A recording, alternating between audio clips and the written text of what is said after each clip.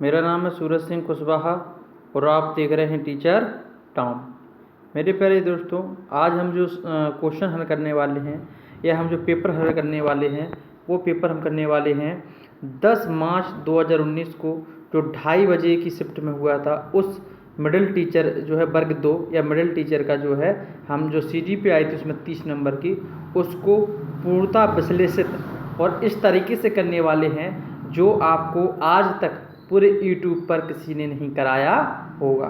यदि आप इन पेपरों की प्रैक्टिस कर लेते हो तो जहाँ जहाँ भी साइकोलॉजी आती है, मनोविज्ञान आती है, चाहे वो रीट हो, AP-TET हो, C-TET हो, और आने वाला वर्ग 1 और वर्ग 2 हो MP में, जो आना नई जगह आने वाली है MP-TET वर्ग 1 और वर्ग 2 की, है ना, चाहे वो DT+B हो, KVS हो, एनी अदर टीचिंग एग्जाम्स, तो जहाँ पर भी CDP आती है वहाँ आपको मदद करने वाले हैं। मेरे प्यारे दोस्तों, जिन भी लोगों को मेरे इस विश्लेषण, इस तरीके के विश्लेषित तरीके से जो प्रीवियस ईयर क्वेश्चन कराए जा रहे हैं वो पसंद आ रहे हों, वो लाइक करें, शेयर करें, सब्सक्राइब करें। ठीक है दोस्तों, सबसे पहला क्वेश्चन आपकी स्क्रीन पर दिख रहा है, तो आप आप इसको बहुत अच्छे से पढ़िए। पढ़ने के बाद फिर उसका आंसर जो है बताने का प्रयास करिए। निम्नलिखित में से कौन मानसिक मंदता का स्तर नहीं है? Which of the following is not a level of mental retardation? तो सबसे प्रोफाउंड, सीवियर, सेवेंट या माइल्ड? सबसे पहली बात मेरे प्यारे दोस्तों, जिन भी बच्चों का IQ 70 से कम होता है उन्हें हम मेंटली रिटार्डेड या मानसिक या बौद्धिक या संज्ञानात्मक मंदता के अंतर्गत रखते हैं। हिंदी में ये 3 शब्द याद रखना, बौद्धिक, मानसिक या संज्ञानात्मक मंदता। ये 3 शब्द रिटार्डेशन की जगह यूज कर लिए जाते हैं। तो क्या होता है, हिंदी मीडियम वाले बच्चे कई बार जो है कन्फ्यूजन में हो जाते हैं। ठीक है, तो ये मेंटली जो रिटार्डेशन है, ये मानसिक जो मंदता है, वो मंदता जो है मेंटली के लिए 3 चीज़ कर लेते हैं, मानसिक मंदता, बौद्धिक मंदता या इसे हम कहते हैं संज्ञानात्मक मंदता। ये एक ही बात है। अब देखते हैं हम कि कौन कौन सा जो है वर्गीकरण किया गया है इसके अंतर्गत, तो इसको हम देखने का प्रयास डिटेल में करते हैं। दोस्तों, आप जो है जो भी पढ़ने वाले दोस्त हैं, ठीक है, या जो रियल में तैयारी कर रहे हैं और जो टीचर बनना चाहते हैं अभी एक या 2 साल में या आने वाली अगली भर्ती में, इस चैनल को लगातार फॉलो करते रहिए। इस तरीके से कोई भी आपको पूरे YouTube पर पढ़ाने वाला नहीं है। अगर हम MR स्केल या मानसिक, बौद्धिक या संज्ञानात्मक मंदता की पैमाने की बात करें तो 2-3 लोगों का जो है एक मान्य वर्गीकरण है जिसे हम देखने का प्रयास करते हैं।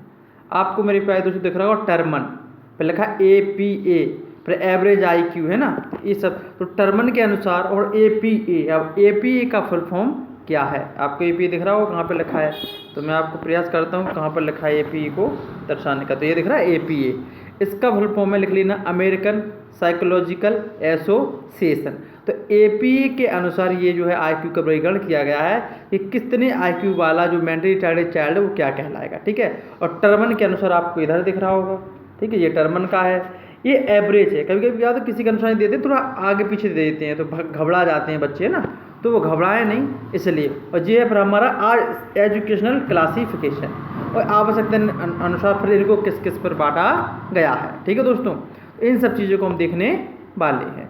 तो क्या टर्मन के अनुसार, APA के अनुसार औसत IQ क्या होगा, शैक्षणिक वर्गीकरण क्या होगा इनका, और आवश्यकता के आधार पर इनका वर्गीकरण क्या होगा, तो हम देखने वाले हैं। ठीक है दोस्तों, इस स्किल को बहुत अच्छे से समझने का प्रयास करिए। देखिए, कैटेगरी पर टर्मन के अनुसार IQ, APA के अनुसार IQ, औसत IQ और शैक्षणिक वर्गीकरण और आवश्यकता के आधार पर वर्गीकरण। तो पहले जो नाम है उसे कहते हैं निम्न मंदन, इसे कहते हैं सौम्य मंदन, इंग्लिश में कहते हैं माइल्ड रिटार्डेशन। क्या कहते हैं?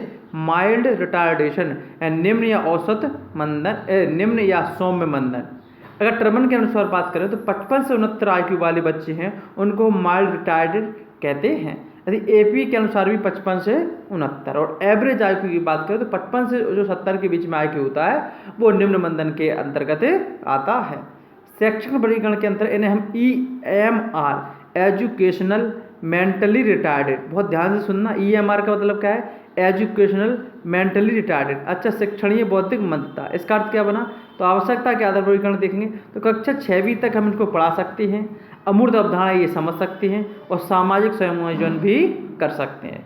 तो जो 55 से 69 वाले हैं या जो 50 से 70 वाले हैं उन्हें हम कहते हैं माइल्ड रिटार्डेड, निम्न या सौम्य मंदन।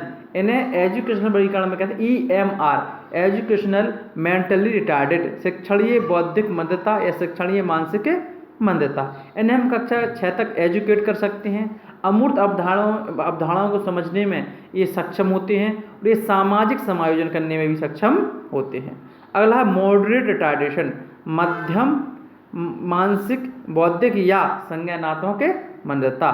टर्मन के अनुसार 40 से 54, AP के अनुसार भी 40 से 54, और ये होती है अपनी 35 से 49। औसत में लेंगे तो 35 से 49। इन्हें हम कहते हैं शैक्षणिक वर्गीकरण करेंगे इनका तो इनका TMR, ट्रेनेबल मेंटली रिटार्डेड, ठीक है। इन्हें कहते हैं प्रशिक्षणीय मानसिक मंदता।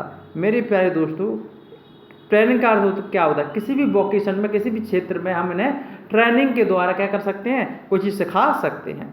सीमित सहायता की जरूरत पड़ती है इन्हें, ठीक है। कक्षा 3 से 4 तक शिक्षा दे सकते हैं और हर घर पर काम कर सकते हैं। जैसे घर पर यदि कोई काम हो, यदि जो घर पर कोई काम हो तो जैसे हम करवा सकते हैं, ठीक है कि नहीं। माने घर पे ऐसा कोई काम जो घर ही पे हो तो वो ये काम कर सकते हैं। अगला है सीवियर रिटार्डेशन, गंभीर बौद्धिक अक्षमता। इसका जो IQ है वो 20 से 39 और AP के अनुसार 25 से 39 और जो है 20 से 34 एवरेज के अंदर। इन्हें ये भी TMR कहलाते हैं, ट्रेनेबल मेंटली रिटार्डेड, यानी कि प्रशिक्षणीय मानसिक मंदता। इन्हें जो सहायता की जरूरत होती है वो एक्सटेंसिव हेल्प, यानी कि बहुत अधिक सहायता की जरूरत पड़ती है। आई होप दोस्तों आपको समझ में आ रहा होगा। अगला है प्रोफाउंड या अति गंभीर जो है बौद्धिक मंदता। तो अति गंभीर बौद्धिक मंदता 20 से कम और AP के अनुसार 25 से कम, एवरेज है 20 से कम।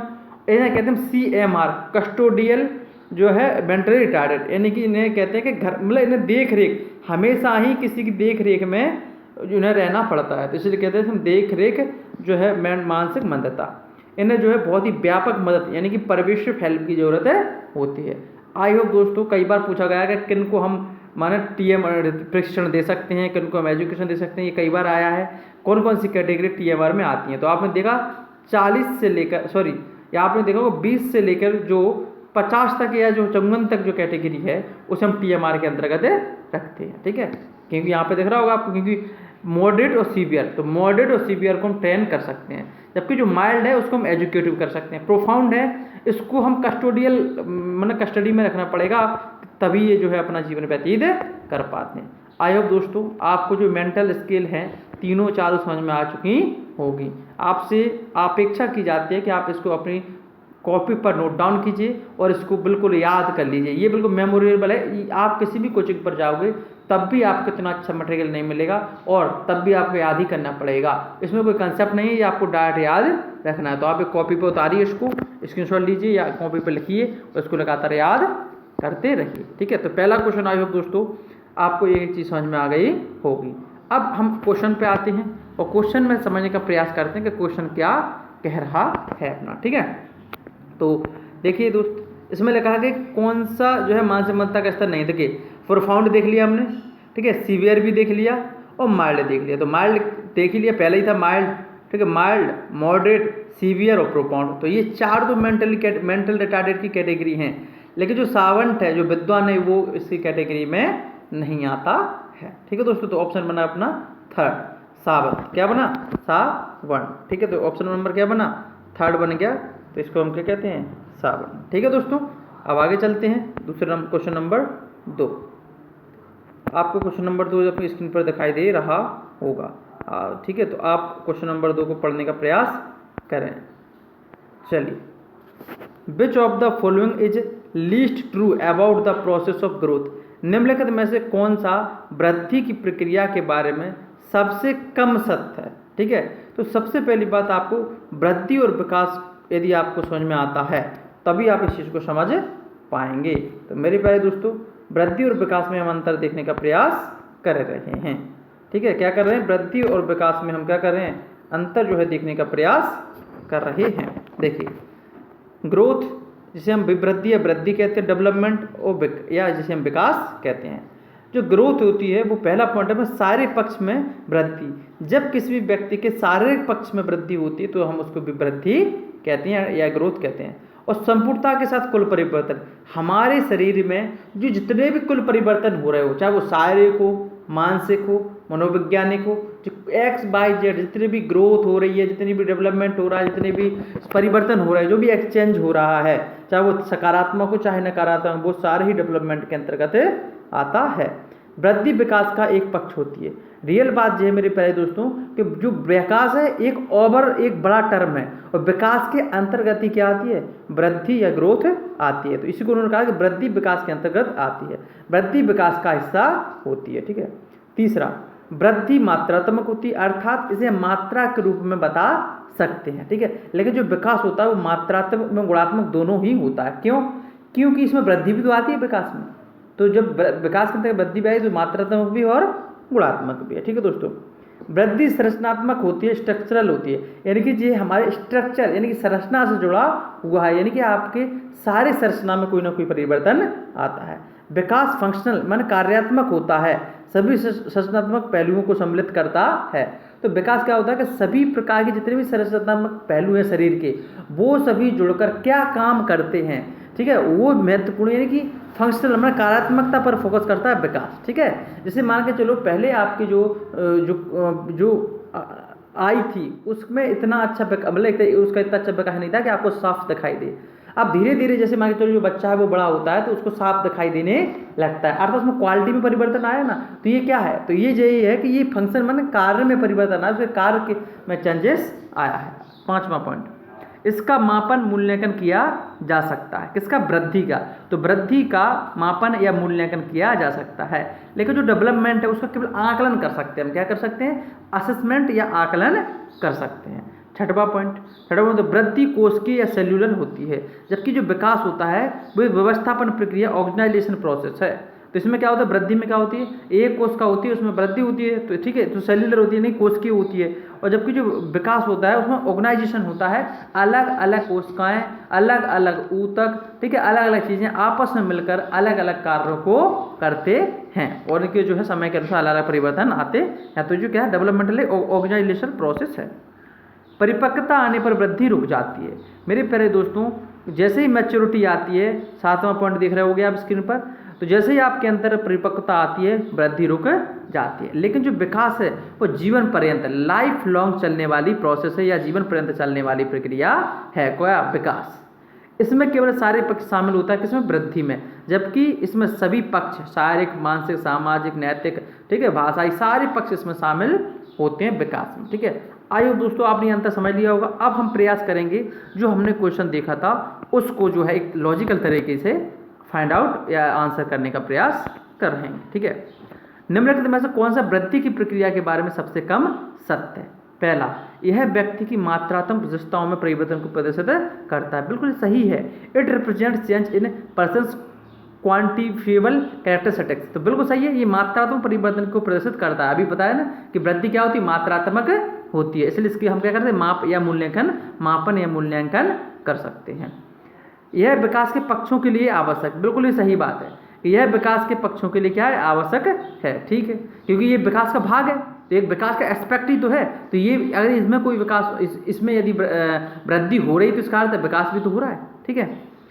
इसका केवल आकलन किया जा सकता है, ये गलत है। इसका जो है केवल आकलन, इसका मूल्यांकन या मापन और आकलन तीनों ही किए जा सकते हैं। ठीक है दोस्तों। तो इसको क्या है, इसका मापन है, मात्रात्मक है तो उसका मापन या मूल्यांकन किया तो ये गलत है। आकलन तो केवल विकास का कर सकते हैं।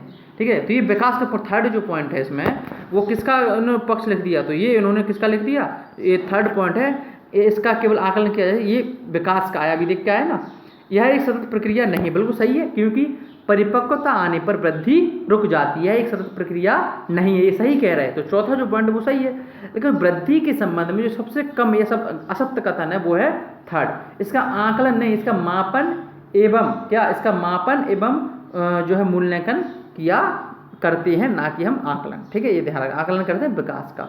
तो ऑप्शन नंबर थर्ड इसका सही ऑप्शन बनेगा। तो करेक्ट आंसर में लिखा भी है इसका it can only B assessed, ये गलत है। ये जो है वृद्धि का जो है असेसन नहीं, इसका असेसमेंट नहीं, इसका हम मेजरमेंट या जो है एवोल्यूशन या मूल्यांकन भी करते हैं। अगला क्वेश्चन तीसरा क्वेश्चन देखें। तीसरा question the system of society where an primary power, moral authority, social privilege and control of property are dominated by males is known है। देखिए, समाज की वह प्रणाली या वह सिस्टम जहाँ पर जो प्राइमरी पावर, जो प्राथमिक शक्ति है, और जो मोरल अथॉरिटी, जो नैतिक जिम्मेदारी या नैतिक जो सत्ता है, या जो सामाजिक प्रिविलेज है, सामाजिक संरक्षण है, या कंट्रोल ऑफ प्रॉपर्टी, ये जो प्रॉपर्टी पे जो कंट्रोल है वो मेल का होता है। तो ऐसी समाज को क्या कहते हैं? देखिए, तो ऐसी समाज, ऐसे सिस्टम को हम कहते हैं क्या? Patriarchy society. क्या कहते हैं? पैट्रियार्की या पितृसत्तात्मक समाज। या इसको देखिए, ये पितृवंशीय के भी क्या है? ये पितृवंशीय के भी लक्षण है। तो इसके दोनों ही आंसर होने चाहिए थे, पैट्रिनियल या फिर से पैट्रियार्की। तो ऑप्शन नंबर 2 और ऑप्शन नंबर 3, इन तीनों को ही कैरेक्टरिस्टिक्स या विशेषताएं सेम हैं, जो जिसने कहा है। ठीक है, तो इसलिए 2 आंसर होने चाहिए थे इसके। ठीक है, तो मेरे हिसाब से दोनों की ही है, तो ये दोनों ही आंसर माने जाने चाहिए थे। व्यावसायिक मार्गदर्शन, अगला क्वेश्चन पढ़ें। ठीक है, अगला क्वेश्चन पढ़ें, आपको दिखाई दे रहा होगा। व्यावसायिक मार्गदर्शन हेतु, व्यावसायिक मार्गदर्शन मुख्य रूप से छात्रों को निम्न में मदद करता है: एक जीवन साथी के चयन में, एक पेशे के चयन में, एक व्यक्तिगत समस्या के समाधान में, या विषयों के चयन में। मेरे प्यारे दोस्तों, आप कौन सा वोकेशनल गाइडेंस ले रहे हो तो आपको ऑक्यूपेशन, जो पेशे है, उसके चयन में ये मदद करता है कि मुझे कौन सा ऐसा व्यवसाय करना चाहिए जिसमें मैं अधिक सफल हो सकूं। क्यों? तो ये जो टेस्ट लिए जाते हैं, तो ये एक तरीके से आपके अंदर लिए जाते हैं कि आपका किस में ज़्यादा रुचि है। एटीट्यूड देखा वो एप्टीट्यूड देखा जाता है, जिसमें आपका एप्टीट्यूड ज़्यादा होता है, वही ऑक्यूपेशन आपको सजेस्ट कर दिया जाता है। कैरियर गाइडेंस की जो कैरियर गाइडेंसर होते हैं या काउंसलर होते हैं, वो आपको कहेंगे कि आप जो है इसमें अच्छे हैं, तो आप ये ऑक्यूपेशन अपना लीजिए, तो इसमें आपके सफल होने की जो चांसेस है वो ज़्यादा रहेंगे। तो ऑप्शन नंबर 3 बिल्कुल सही। नॉर्मल क्वेश्चन है कि आप वोकेशनल गाइडेंस ले रहे हैं, तो वोकेशन या ऑक्यूपेशन नहीं में तो आप आगे जाओगे। ठीक है, तो ऑप्शन नंबर 2 ठीक है। ये नॉर्मल क्वेश्चन है, इसलिए मैंने ज़्यादा इस पर फोर्स नहीं किया। अब मेरे प्यारे दोस्तों, आपको थर्ड ऑप्शन आपको जो है स्क्रीन पर दिखाई दे, सॉरी 5th क्वेश्चन। जब जुड़वा बच्चे अलग अलग इग्मो या जाइगोट से पैदा होते हैं तो उन्हें हम क्या कहते हैं? मेरे प्यारे दोस्तों, ये जो है ट्विंस से संबंधित थ्योरी है, इसको हम समझने का प्रयास करें। देखो दोस्तों, पहले अच्छे से देखना इसको, इस क्वेश्चन के आंसर को। आपको दिख रहा होगा ओवम, एक अंडाणु दिख रहा होगा। ठीक है, ऊपर की ओर दिख रहा है। ठीक है, आपको एक अंडाणु दिखाई दे रहा होगा, ये वाला। ठीक है, और 2 अंडाणु ये दिखाई दे रहे होंगे। कभी कभी क्या होता है मेरे दोस्त, चलो मैं पहले समझा देता हूँ। अच्छा, बच्चा कैसे बनता है? जब शुक्राणु अंडाणु को फर्टिलाइज करते हैं, तब एक जाइगोट का निर्माण होता है, और यही जाइगोट शिशु में जाकर विकसित हो जाता है। देखिए, जब किसी मादा के एक ही अंडाणु, ठीक है, विकसित हुआ, कहाँ पर? अंडाशय में, इसे हम कहते हैं ओवम में। ठीक है, यदि किसी महिला के जो है अंडाणु में अंडाशय में एक अंडाणु विकसित हुआ, ठीक है, और यह एक अंडाणु किन्हीं कारणों से 2 भागों में बट गया। क्या भागों में बट गया? 2 भागों में बट गया। ठीक है, अब एक स्थिति ये भी आती है, दूसरी वाली स्थिति देखो। कभी कभी क्या होता है कि मादा के अंडाणु मादा के जो अंडाशय से जो है 2 अंडाणु अलग अलग विकसित हो जाते हैं। ठीक, कितने? 2 अंडाणु अलग अलग विकसित हो जाते हैं। तो देखिए, जब एक ही अंडाणु 2 में बट गया, तो एक बात बताइए, जो नए जो अंडाणु बने 2, उनमें जो जेनेटिक मटेरियल है वो तो सेम रहेगा। क्यों? क्योंकि दोनों ही एक चीज़ के हिस्से हैं, एक ही अंडाणु के हिस्से हैं। ये वाला दिख रहा होगा आपको। ठीक है, ये दिख रहा है ना? तो ये एक ही चीज़ के तो हिस्से हैं। जो बड़ा अंडाणु था उसी में से 2 बने। लेकिन ये जो दूसरा वाला बात, ये वाली, तो ये जो दूसरी वाली बात करें तो इसमें पहले से ही अलग अलग 2 अंडाणु का निर्माण हुआ है। तो ये जो पहली स्थिति है, अगर आपको देखने को मिल रहा होगा, ये जो पहली स्थिति है, अगर बात करूँ तो ये जो पहली स्थिति है, इससे जो बच्चे निर्मित होंगे, जब एक ही अंडाणु से 2 अंडाणु बन जाते हैं, और जब इनसे जाइगोट या बच्चा बनता है, तो इस प्रकार के जो ट्विंस बनते होते हैं या ट्विंस पैदा होते हैं माता के गर्भ से, तो उसे कहते हैं आइडेंटिकल ट्विंस या समरूप जुड़वा। लेकिन जब अलग अलग अंडाणुओं से संतति या जाइगोट बनते हैं तो इस प्रकार के अलग अलग अंडाणुओं से जब संतति बनते हैं तो इन्हें हम कहते हैं फ्रेटर्नल ट्विंस या भ्रातृ जुड़वा कहते हैं या भातृ जुड़वा कहते हैं। ठीक है दोस्तों, अब इसमें क्या अंतर रहता है दोनों में? तो अंतर ये रहता है, देखो आप समझने का प्रयास करना कि जो आइडेंटिकल ट्विंस है या जो समरूप जुड़वा हैं, ठीक है, तो इसमें जो समरूप जुड़वा है इनमें क्या है, सेम जेनेटिक मटेरियल है, समान अनुवांशिक पदार्थ है। क्यों? क्योंकि यह एक ही अंडाणु से टूटकर बने हुए दो अंडाणुओं से पैदा हुए हैं। तो इनमें क्या रहेगी कि यदि या तो दोनों ही लड़के होंगे या दोनों ही लड़की होंगी। लेकिन जब हम भातृ जुड़वा की बात करते हैं, किसकी बात करते हैं?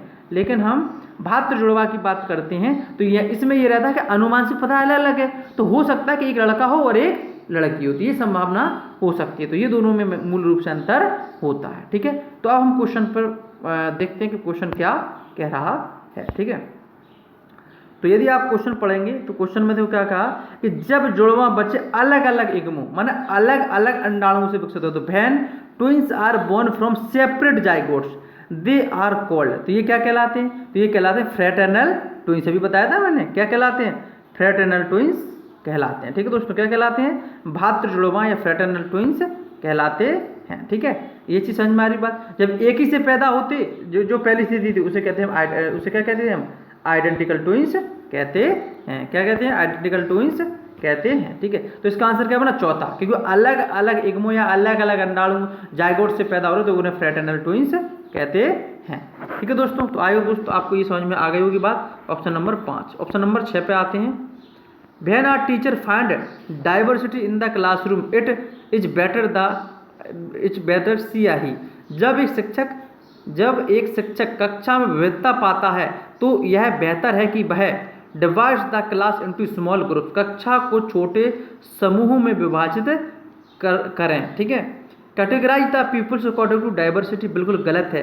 विविधता के आधार पर हमें बच्चों को अलग अलग नहीं बांटना चाहिए, हमें विविधता में ही चीज़ों को पढ़ाना है और विविधता को ही महत्वपूर्ण मानना है। तो हम विविधता के आधार पर या विभिन्नता के आधार पर अलग अलग ग्रुप बांट दें कि जो होशियार बच्चे, ये गधे बच्चे, ये जो है गरीब बच्चे, ये अमीर बच्चे, गलत है। इस प्रकार का हमें वर्गीकरण नहीं करना है। कॉम्बिनेशन ऑफ, क्योंकि फिर बच्चों को एक दूसरे से सीखने के मौके नहीं मिलते हैं, क्योंकि हम अलग अलग चीज़ें अलग अलग लोगों में होती हैं तभी तो एक दूसरे से सीखते हैं, क्योंकि जो लर्निंग है वो एक सोशल कंसेप्ट भी है ना। अगला तीसरा कुछ ऑप्शन है कंबाइंस ऑल देम टुगेदर, इन सभी को एक साथ में मिला डालना। बिल्कुल ठीक है, जब हम इन सभी को एक साथ मिला लेंगे तो बच्चे एक दूसरे से बातचीत करेंगे और एक दूसरे से सीखेंगे और एक दूसरे की समाज, संस्कृति, भाषा, इन सब चीज़ों का आदान प्रदान करेंगे और बहुत ज़्यादा सीखेंगे। तो बिल्कुल हमें एक साथ में बच्चों को कोऑपरेशन करवाना है, एक तरह से बच्चों को साथ में लाना है और फिर उनके लिए जो है अच्छे से फैसिलिटेट करना है। तो बिल्कुल ये ठीक है। विभिन्न समूह के विद्यार्थियों को कक्षा से बाहर भेजेंगे, बिल्कुल गलत है, ये तो बिल्कुल करना ही नहीं है। तो यहाँ पर बात है कि आप विविधता को एक उत्सव के रूप में लेते हैं, यानी कि विविधता को एक महत्वपूर्ण मानते हैं या विविधता को एक तरीके से समस्या मानते हैं। तो यहाँ पर ये क्वेश्चन पूछा गया था, ये समावेशी शिक्षा से क्वेश्चन आया है। तो जो भी जो रचनावादी है अभी, तो ये विविधता को हम समस्या नहीं, एक चुनौती के रूप में तो मानते हैं, लेकिन ये सकारात्मक है। ठीक है, तो चुनौती के रूप में तो मानेंगे, ना कि एक तरीके से खराब मानेंगे, है ना विविधता को। तो विविधता को हमें सेलिब्रेट करना है, उत्सव मनाना, विविधता को महत्वपूर्ण मानना है, क्योंकि बच्चे जब अलग भिन्न भिन्न होते हैं तो एक दूसरे से सीखते हैं, एक दूसरे के समाज, संस्कृति, भाषा, बोली सबको सीखने का प्रयास करते हैं। अगला, एक व्यक्तिगत शिक्षा योजना क्या है? मेरे प्यारे दोस्तों, यदि हम व्यक्तिगत शिक्षा योजना की बात करेंगे जिसे कहते हैं IEP, इसको मैं आगे लिखा होगा, सॉरी, IEP। मेरे प्यारे दोस्तों, ये एक प्रोजेक्ट होता है, एक तरीके से एक दस्तावेज है। IEP क्या होता है? इंडिविजुअलाइज्ड एजुकेशन प्रोग्राम प्लान, व्यक्तिगत शिक्षा कार्यक्रम योजना। मेरे प्यारे दोस्तों, जो भी विशिष्ट दिव्यांग बच्चे हैं या जो विशिष्ट जिन्हें कहते हैं हम स्पेशल बच्चे हैं, माने ये कहीं ना कहीं किसी न किसी दिव्यांगता से पीड़ित होते हैं, उनके लिए इसका प्रावधान किया गया है।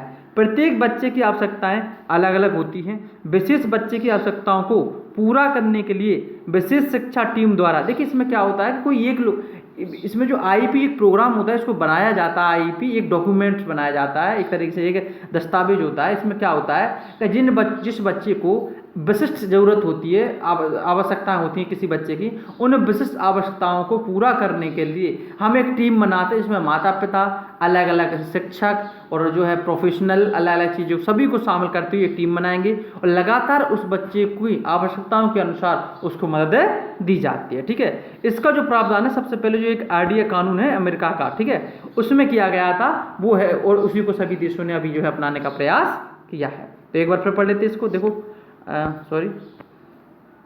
IEP तो इंडिविजुअलाइज एजुकेशन प्रोग्राम प्लान, व्यक्तिगत शिक्षा कार्यक्रम योजना। प्रत्येक बच्चे की आवश्यकताएं अलग अलग होती हैं। विशेष बच्चे की आवश्यकताओं को पूरा करने के लिए विशेष शिक्षा टीम द्वारा माता पिता के आगत इनपुट के आधार पर एक विकसित लिखित योजना कार्यक्रम है।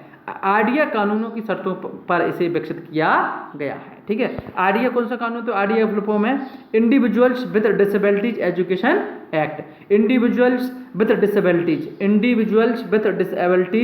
Education act. ठीक है, इसके अंतर्गत इसमें इस बात की प्रावधान किया गया था, इसमें एक तरीके से फोर्स किया गया था या उसमें सुझाया गया था, उसके आधार पर हम IEP बनाते हैं। ठीक है, एक योजना बनाते, कार्यक्रम बनाते हैं और बच्चों को जो है लगातार मदद पहुंचाते हैं। ठीक है, अब इसमें क्वेश्चन में आंसर क्या है और क्या ये पूछ रहे हैं, देखिए, यह एक व्यक्तिगत शिक्षा योजना है। क्या है? एक कक्षा में प्रत्येक छात्र के लिए बनाई गई योजना। ये बिल्कुल ठीक नहीं है, प्रत्येक के लिए हम नहीं बनाते हैं। ठीक है, एवरी स्टूडेंट के लिए नहीं बनाते हैं, क्योंकि आप इसमें कंफ्यूज ना हो जाए कि इंडिविजुअलाइज माने हर के लिए नहीं, जिसको ज़रूरत है। इसका जब हम ये बनती है IEP तो ऐसे नहीं बनती, पहले हम देख लेते हैं कि बच्चे को ज़रूरत है भी या नहीं है। तो अलग अलग प्रोफेशनल, टीचर, माता पिता, है ना, जितने भी स्टेक होल्डर है, जितने भी जो है एक तरीके से नीति जो निर्धारक हैं बच्चे के, उनका सबका क्या करते हैं हम, वो सब लोग इसका निर्धारण करते हैं कि इसको ज़रूरत है या नहीं है। तो ये पहला ऑप्शन गलत है, प्रत्येक के लिए बनाई योजना IEP नहीं कहलाती है। कोई भी बच्चा पीछे न छूटे अधिनियम की एक उपधारा, ये भी ऐसा कुछ नहीं है। एक अनुबंध है जिसका निर्दिष्ट रूप से पालन किया जाना चाहिए। बिल्कुल, ये एक तरीके से क्या है, कॉन्ट्रैक्ट है जिसे हमें जो है पालन करने की जरूरत होती है या पालन करना चाहिए। सामान्य शिक्षक के लिए एक रूपरेखा, बिल्कुल गलत है, सामान्य शिक्षा के लिए नहीं, ये विशेष शिक्षा में IEP का प्रावधान है। जो बच्चे दिव्यांग हैं उनको जो शिक्षा दी जाती है उसे विशेष शिक्षा कहती हैं, इसे स्पेशल एजुकेशन कहते हैं। तो ये एक अनुबंधन है या एक कॉन्ट्रैक्ट है जिसे हम बिल्कुल फॉलो करना चाहिए। यदि किसी बच्चे को स्पेशल जो है नीड है और उसको तो स्पेशल जो नीड्स है या जो विशिष्ट आवश्यकताएं हैं उनको पूरा करने के लिए हम IEP का विकास कर सकते हैं। ठीक है दोस्तों, आई होप आपको समझ में आ गया होगा। क्वेश्चन नंबर 7, तो जिसको आंसर बना 3rd, है ना। अगला, कौन सा अनुवांशिक विकार केवल महिलाओं में पाया जाता है? तो सबसे पहले हम चारों विकार देखेंगे, फिर इनको प्रयास करेंगे समझने का, आंसर करने का प्रयास करेंगे। मेरे दोस्तों, सबसे पहले इसमें ऑप्शन में था फेनिलक्यूटोन्यूरिया। ठीक है, इसे PKU भी कहते हैं। यह एक ऑटोसोमल रिसेसिव डिसीज है। मेरे प्यारे दोस्तों, एक मनुष्य में 23 जोड़ी या 46 गुणसूत्र होते हैं, जिन्हें हम इंग्लिश में क्रोमोसोम कहते हैं। क्या कहते हैं? क्रोमोसोम कहते हैं। तो इसमें जो 22 जोड़ी गुणसूत्र होते हैं, 1 से लेकर 2 तक, 22 जोड़ी तक, यानी कि एक गुणसूत्र से लेकर 44 गुणसूत्र तक जो गुणसूत्र होते हैं उन्हें हम ऑटोसोमल क्रोमोसोम या सारे गुणसूत्र कहते हैं। इन्हें क्यों कहते हैं? क्योंकि ये जो 22 जोड़ी गुणसूत्र है ये किसी भी व्यक्ति में तय करते हैं उसका शरीर की संरचना, शरीर का रंग, आँख का कलर क्या होगा, नाक का कलर क्या होगा, बाल का रंग क्या होगा, ये सब चीज़ें माने, यानी कि ये शरीर की सारे स्ट्रक्चर को तय करते हैं। लेकिन जो आखिरी 23वां जोड़ा है उसे कहते हैं सेक्स क्रोमोसोम, या इसको समझ में, या लैंगिक गुणसूत्र कहते हैं। ठीक है, दोनों में। तो महिला में बात करेंगे, जो 23वां गुणसूत्र होता है वो होता है XX, और जो पुरुष में होता है जो लिंग गुणसूत्र या यदि जो सेक्स गुणसूत्र है वो होता है X and Y। तो समझने का प्रयास करना। तो फेनिलक्यूटोन्यूरिया क्या है अब समझ में आपको आएगा। यह सबसे पहली बात, इसे A. फॉलिंग ने 1934 में इसको खोजा था, और जो मेंडेलियन विकृति है, यह क्या है? मेंडेलियन विकृति है। मेंडेलियन यानी कि गुणसूत्रों में हेराफेरी की वजह से हो रहा है। गुणसूत्र 12 पर स्थित जीन में ऑटोसोमल रिसेसिव उत्परिवर्तन का माना आता है कोई परिवर्तन हो जाता है। ठीक है, होने के कारण शरीर में यकृत या लिवर एंजाइम फेनिलएलेनिन हाइड्रोक्सिलेज की कमी हो जाती है। मेरे प्यारे दोस्तों, फेनिलकीटोनुरिया में क्या होता है कि जो 12वां गुणसूत्र, जो 12वां जो ऑटोसोमल गुणसूत्र है, उस पर जो जीन पाया जाता है, उस जीन में परिवर्तन के कारण जो लिवर में पाया जाने वाला phenylalanine hydroxylase, phenylalanine hydroxylase जो एंजाइम है उसकी कमी हो जाती है। और अब हो जाती है तो यह एंजाइम क्या करता है, अगर एक सामान्य बालक है तो उसमें यह एंजाइम क्या करता है, तो phenylalanine enzyme, sorry phenyl hydroxylase enzyme phenylalanine को टायरोक्सिन एमिनो एसिड या टायरोक्सिन एमिनो अम्ल में बदल देता है। अब एक बात बताइए, यदि गुणसूत्र में परिवर्तन आ गया तो जो फेनिल जो हाइड्रोक्सिलेज जो एंजाइम है, अब वो तो पैदा नहीं हो रहा होगा, जब नहीं हो रहा होगा तो जो फेनिलएलिनिन है वो टायरोसिन में नहीं बदल रहा होगा। तो हमारे शरीर में अपने आप जो फेनिलएलिनिन है, क्या है, जो फेनिलएलिनिन है उसकी मात्रा लगातार बढ़ रही होती है। तो इस प्रकार रक्त में फेनिलएलिनिन का स्तर बढ़ जाता है। और इसके कारण क्या होता है, तो इसके कारण मेंटली रिटार्डेशन, मानसिक मंदन आ जाता है, पैरों की मांसपेशियां व अस्थियां कमजोर हो जाती हैं, और यह महिला एवं पुरुष दोनों में हो सकता है। क्यों हो सकता है, देखो समझने का प्रयास करो। देखो लिंग गुणसूत्र में यदि कोई परिवर्तन आता है तो ही इसमें ये कंसेप्ट आता है कि ये महिला को होगा या पुरुष को। लेकिन यदि जो बाह्य जोड़ी गुणसूत्र में कहीं भी परिवर्तन आता है तो वो दोनों ही में होगा, क्योंकि ऑटोसोमल तो सेम है ना। ऑटोसोमल जो गुणसूत्र होते हैं वो सब में एक्स बाह्य जोड़ी। तो इसलिए जब भी ध्यान रखना, ये समझना कि जब लिंग गुणसूत्र में कोई परिवर्तन आता है तभी ये कंसेप्ट आएगा कि ये महिला में होगा या पुरुष में, ठीक है। लेकिन जब कोई भी जो है शारीरिक जो है गुणसूत्रों यानी कि जो ऑटोसोमल क्रोमोसोम है उनमें कोई परिवर्तन आता है तो वो दोनों में ही हो सकता है वो बीमारी। किसमें, वो महिला में भी हो सकती है और पुरुष में भी, ठीक है। तो फेनिलकीटोनुरिया समझ में आएगा। दूसरा टर्नर सिंड्रोम। मेरे प्यारे दोस्तों, टर्नर सिंड्रोम में क्या होता है कि जो लिंग गुणसूत्र 23वां जोड़ा, तो 23वें जोड़े गुणसूत्र में क्या हो जाता है कि जो एक्स गुणसूत्र है महिला में वो एक एक्स हट जाता है, एक एक्स विकृत हो जाता है। और जब यह पुरुष के गुणसूत्र से क्रिया करता है तो आप देखो एक्स और एक्स पर एक्स और जीरो जो लिखा है ना, एक्स जीरो पर एक्स वाई और वाई जीरो। तो जो एक्स जीरो हो गया ना, एक्स की जगह एक्स आना चाहिए था या वाई आना चाहिए थे, वहाँ एक एक्स बचा केवल और एक एक्स गायब ही हो गया। तो ये जो संतान पैदा होगी इस प्रकार के जो एक्स जीरो से, उसे हम टर्नर सिंड्रोम कहते हैं। क्या कहते हैं, टर्नर सिंड्रोम कहते हैं। अर्थात इसमें गुणसूत्रों की संख्या 45 हो जाती है, क्योंकि एक्स के साथ जीरो यानी कि ऐसी जगह जो गुणसूत्र आना चाहिए था वो गोल हो गया। तो ऐसी अब देखो जो एक्स जीरो क्या है, एक्स है, तो सीधी सी बात है एक्स क्या महिला होगी, क्योंकि एक तो दूसरा ही नहीं है ना, दूसरे का पता नहीं है कि वाई था कि एक्स था। तो जो भी होता वो तो हट गया क्योंकि वो जीरो हो गया। तो केवल एक्स है, तो एक्स से हम ये तय करेंगे ये महिला ही होगी, ठीक है। तो टर्नर सिंड्रोम ये केवल महिलाओं में होता है। क्यों होता है ये समझ में आ गई, मैंने ऊपर ये चित्र बनाया है। ऐसी महिलाओं का कद छोटा और जननांग अल्पविकसित होते हैं। ये स्त्रियां नपुंसक या बांझ होती हैं। यह केवल महिलाओं में होता है। तो जो टर्नर सिंड्रोम है वो केवल महिलाओं में होता है। यह सेक्स क्रोमोसोमल डिसीज है, यानी कि सेक्स क्रोमोसोम में परिवर्तन आने के कारण ये डिसीज हो जाती है, ठीक है दोस्तों। तो आई होप आपको ये चीज़ समझ में आ गई होगी, ठीक है, कि ये कैसे चल रहा है। तो देखो जब बाई जोड़ी ऑटोसोमल सेम रहते हैं, लेकिन इस महिला में क्या होता है कि 45वां एक्स होता है, लेकिन जो 46वां गुणसूत्र वो जीरो हो जाता है, मतलब वो उसकी जगह वो क्रोमोसोम या गुणसूत्र होता ही नहीं है। तो इसलिए क्योंकि ये हट गया तो 45 गुणसूत्र बचे, और ये एक्स और जीरो, तो एक्स जीरो से जो बनेगी संतति, जो संतान पैदा होगी वो महिला होगी, क्योंकि एक्स तो है उसमें।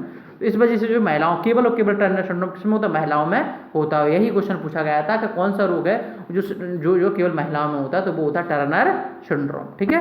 फिर भी हम और भी देख लेते हैं बीमारियां। यह डाउन सिंड्रोम, इसमें अतिरिक्त 21वां गुणसूत्र होता है। देखो 22वें गुणसूत्र तक ऑटोसोमल गुणसूत्र होते हैं, माना सारे गुणसूत्र होते हैं। तो जो 21वां गुणसूत्र होता है उसमें क्या होता है, इसमें एक अतिरिक्त गुणसूत्र आ जाता है, एक एक्स अधिक आ जाता है। तो टोटल जो गुणसूत्र है वो कितने हो जाते हैं, 47 हो जाते हैं। तो इसे हम 21 ट्राइसोमी भी कहते हैं। क्या कहते हैं, 21 ट्राइसोमी भी कहते हैं, क्योंकि जो 21वां जोड़ी हुआ वो एक्स और एक्स 3 एक्स हो जाती हैं। तो इसलिए इसे एक्स ट्राइसोमी भी कहते हैं। क्या कहते हैं, 21st ट्राइसोमी भी कह देते हैं। सॉरी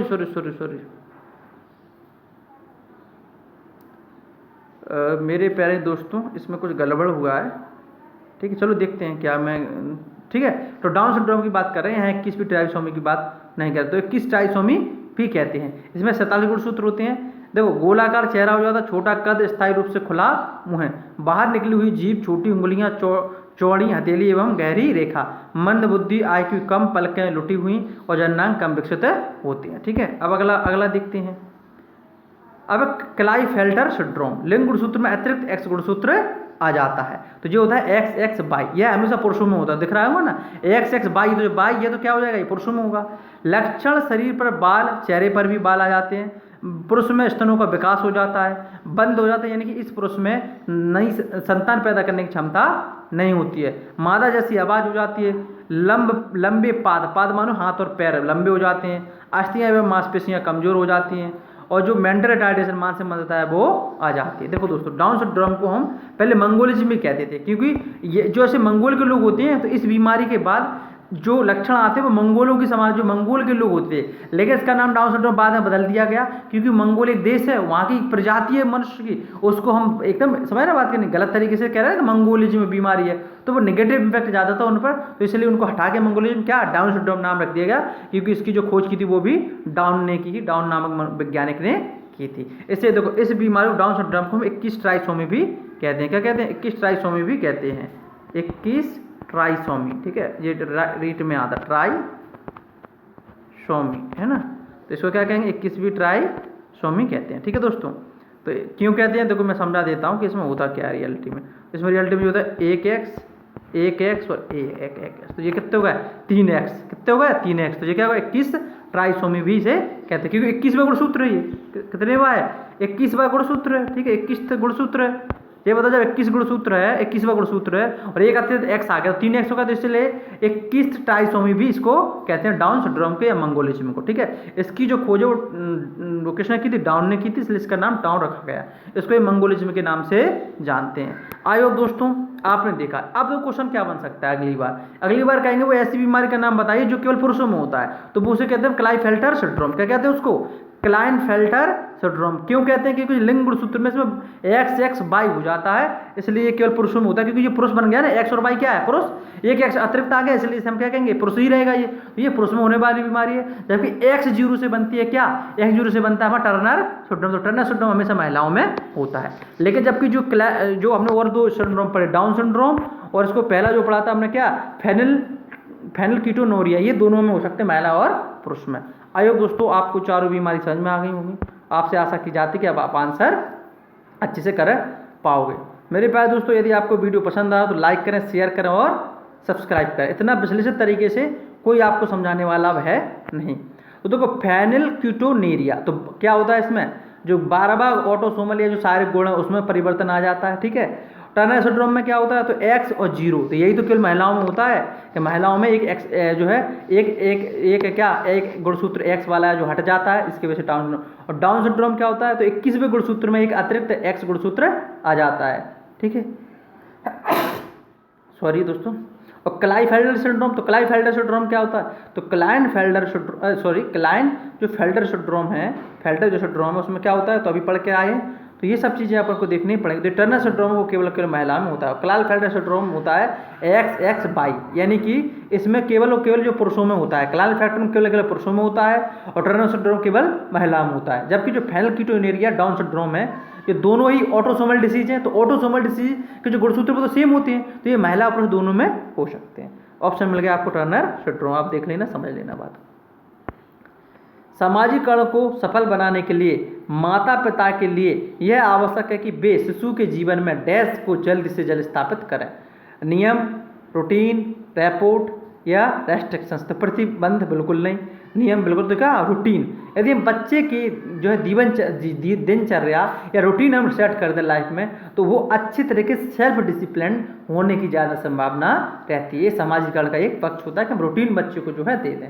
तो यही तो हम कहते हैं कि यदि कामकाज करने लगे तो बच्चा या बच्चे का जो है एक तरीके से रूटीन निश्चित हो, तो वहाँ पर उस बच्चे की जो है गलत तरीके से किसी भी लाइन में जाने की संभावनाएं कम होती हैं। मेरे प्यारे दोस्तों, जो लोग भी सफल होना चाहते हैं वो भी आप अपनी ज़िंदगी में यही करें कि आप अपनी ज़िंदगी में एक रूटीन बनाएं कि हमें इतना तो पढ़ना ही है। अगला, वॉटसन ने क्लासिकल कंडीशनिंग या चिर प्रतिष्ठा अनुकूलन के प्रयोग में किस जानवर का प्रयोग किया था? तो यहाँ पे हम थोड़ा ड्रिल देख लेते हैं तो आपको जो है अच्छा लगेगा, है ना।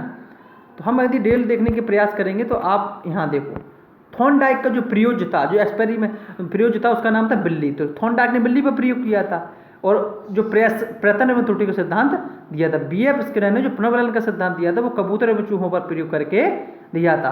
I.P. पावलोव, इवानोविच पावलोव ने कुत्ते पर प्रयोग करके क्लासिकल कंडीशनिंग थ्योरी दी थी। और जो कोहलर है उसने इनसाइट थ्योरी या अंतर्दृष्टि या सूझ का सिद्धांत दिया था, जो सुल्तान नामक चिंपांजी पर प्रयोग किया था। और वॉटसन ने किया था खरगोश पर, और अल्बर्ट बांडुरा ने किया था बोगोडोल और निडर सहसाती या पियर पर किया था। और जो टोलमैन ने जो साइन लर्निंग थ्योरी दी थी, चिन्ह अधिगम सिद्धांत दिया था, वो दिया था चूहा पर, जो बुलबुलैया में चूहा को जो है एक तरीके से प्रवेश कराया गया था। आयोग दोस्तों आपको ये जो है सारी चीज़ें मिल गई होंगी। तो आप पूछा गया था वॉटसन, तो वॉटसन क्या हुआ है आंसर? खरगोश। क्या हो गया? वॉटसन ने किस पर किया था प्रयोग? तो खरगोश पर किया था, जैसा कि आपने देखा है। ठीक है, अभी स्लाइड में दिखाया था आपको कि जो वॉटसन ने रैबिट या खरगोश पर क्या किया था? प्रयोग किया था। अगला क्वेश्चन, जिन घरों में माता पिता और बच्चों का संबंध अच्छा नहीं होता है, वे बच्चे डैश हो जाते हैं। तो वे बच्चे क्या हो जाएंगे? चिड़चिड़े हो जाते हैं, वह दूसरों की बातों को सहन नहीं कर पाते हैं। तो लेस इम्पल्सिव नहीं, लेस इम्पल्सिव नहीं, कम आवेगी नहीं, ज़्यादा आवेगी हो जाते, जल्दी गुस्सा आ जाता है। तो ये गलत, क्योंकि वो चिड़चिड़े, डिप्रेस्ड और इंट्रोवर्ट होने की संभावना ज़्यादा रहती है। तो कम आवेगी नहीं, ज़्यादा आवेगी हो जाते हैं। अच्छे बौद्धिक नियंत्रण वाले, बिल्कुल गलत। अच्छा बौद्धिक नियंत्रण नहीं होता, क्योंकि ये ज़्यादा आवेगी हो जाते हैं तो बौद्धिक नियंत्रण भी कम हो जाता है, सामूहिक विकास भी कम रहता है। सक्सेसफुल इन सोशल पार्टिसिपेशन, सामाजिक भागीदारी में सब बिल्कुल गलत, क्योंकि क्या सामाजिक, मानसिक और सब प्रकार का जो विकास होता है वो प्रभावित होता है। जो झगड़ालू पेरेंट्स होते हैं उनके लिए सीख है, उनके बच्चे पर इसका बहुत नेगेटिव, नकारात्मक क्या प्रभाव पड़ता है। और इंटॉलरेंट ऑफ अदर्स, बिल्कुल दूसरों के प्रति क्या हो जाएंगे? असहिष्णु हो जाएंगे, और जो डरेंगे, मानसिक रूप से विकृत भी हो सकते हैं, और दूसरे लोगों की बातों या दूसरे लोगों की चीज़ों को सुनने में जो है इतना इंटरेस्ट नहीं दिखाते, तुरंत ही इन्हें गुस्सा आ जाता है। कुल मिला के दूसरे की जो चीज़ों को सहन नहीं कर पाते, असहिष्णु हो जाते, कोई भी चीज़ को सहन नहीं कर पाते। शिक्षार्थी केंद्रित शिक्षा में शामिल है। शिक्षार्थी केंद्रित शिक्षा का मतलब है कि हम जब विद्यार्थी को या शिक्षार्थी को या जो लर्नर है उसको केंद्र में रखकर सारी चीज़ों का क्रियान्वयन करते हैं, तो उसे हम शिक्षार्थी केंद्रित शिक्षा कहते हैं। तो वर्ष के अंत में मूल्यांकन बिल्कुल गलत है। वर्ष के अंत में मूल्यांकन नहीं, इसमें हम क्या करते हैं? इसमें हम करते हैं एक तरीके से फॉर्मेटिव असेसमेंट या मूल्यांकन करते हैं। ठीक है, अधिगम प्रक्रिया पर नियंत्रण बिल्कुल गलत है, हम अधिगम प्रक्रिया पर नियंत्रण नहीं करते हैं। Control by the study program, sorry control over learning, क्या लिखा है? शिक्षा की शिक्षा में शामिल, हाँ, कंट्रोल ओवर लर्निंग प्रोसेस। हम क्या है कि हम केवल और केवल क्या करते हैं कि कंट्रोल, जो सॉरी उल्टा बोल दिया मैं, कंट्रोल ओवर लर्निंग प्रोसेस, अधिगम प्रक्रिया पर नियंत्रण रखते हैं केवल, कि जो प्रोसेस है उसको हमें क्रियान्वित करना है, बच्चा खुद सीख लेगा। हमें तो केवल जो अधिगम की प्रक्रिया है उसको बच्चे के लिए क्रियान्वित करना है, बच्चा एक्टिव रहे और उस प्रक्रिया में हिस्सा ले। ठीक है, इसके लिए उसको मोटिवेट करना, बच्चा खुद इस प्रोसेस में जो है इन्वॉल्व होकर, सम्मिलित होकर खुद बच्चा अधिगम कर लेगा, लर्निंग कर लेगा। ठीक है, तो ये इसका मैं ध्यान रखना। तो जो शिक्षार्थी केंद्रित शिक्षा में शामिल होता है वो यही रहता है कि हम केवल कंट्रोल जो करते हैं वो लर्निंग प्रोसेस पर करते हैं ना, बच्चे पर नहीं करते। किस पर करते हैं? एक तरीके से लर्निंग प्रोसेस पर करते हैं, उसका ऑर्गेनाइजेशन करते हैं, उसका जो फैसिलिटेशन करते हैं, ताकि बच्चा स्वतंत्र और निडर तरीके से अधिगम को कर सके। इसका ऑप्शन क्या है? Control over learning process. तैराकी घुड़सवारी का अधिगम होता, डैश अधिगम होता है, तो मोटर, एसोसिएट या सीरियल या प्रॉब्लम लर्निंग। देखिए, जब हम तैराकी कर रहे हैं, घुड़सवारी कर रहे हैं, तो यहाँ पर आपको क्या यूज करने पड़ेंगे? आपकी मांसपेशियाँ। तो देखिए, जहाँ पर भी जिस लर्निंग या जिस अधिगम को करने के लिए मांसपेशियों का उपयोग किया जाता है उसे मोटर लर्निंग या इसे मांसपेशीय अधिगम कहते हैं। और जहाँ पर भी हमें कोई चीज़ संबंध बैठाना पड़ता है, कोई बार बार व्यवहार करके कोई एसोसिएशन करना पड़ता है, कोई संबंधन करना पड़ता है, कोई आदत का निर्माण करना पड़ता है, तो वो कहलाता है क्या? Associative learning. जैसे कि जितने भी व्यवहारवाद दिए हैं उन्होंने एसोसिएटिव लर्निंग पर जोर दिया है। क्यों? देखो, उद्दीपक और अनुक्रिया में क्या कि एसोसिएशन तो बैठवाया उन्होंने कि एस और आर, एस उद्दीपक जैसे दोगे आप तुरंत प्रतिक्रिया हो जाएगी। एक बार बॉन्ड या जो है बंध का निर्माण करवा दिया और बार बार उसको करवाया और उसको क्या एसोसिएशन बैठ गया, लगातार वो चलती रहती है। ये होता है क्रमिक या सीरियल लर्निंग। सीरियल लर्निंग क्या होती है? कोई भी चीज़ हम जो लर्निंग क्रम में सिखाते हैं।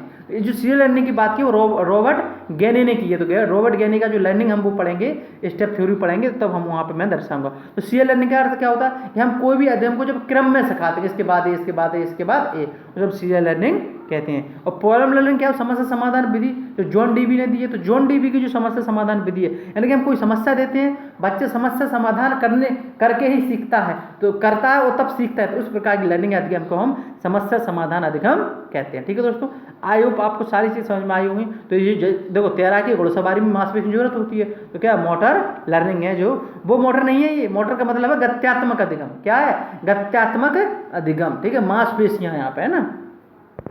14 क्वेश्चन, एक बच्चा हर बार हैरान होता है कि जब उसकी मां अपनी आंखों को ढक लेती है और फिर उन्हें खोल देती है। किस प्याजी संज्ञानात्मक अवधारणाओं को बच्चा अभी तक नहीं समझ पाया है जो इस खेल में इतना रोमांचक बनाता है?